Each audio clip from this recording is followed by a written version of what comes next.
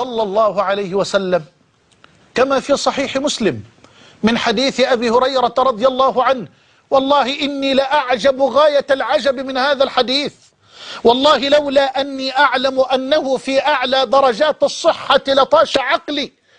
يقول الصادق: والذي نفسي بيده، وهو الذي لا ينطق عن الهوى، وهو الصادق الذي لا يحتاج إلى قسم: والذي نفسي بيده لو لم تذنبوا لذهب الله بكم وجاء بقوم يذنبون فيستغفرون الله تعالى فيغفر الله لهم.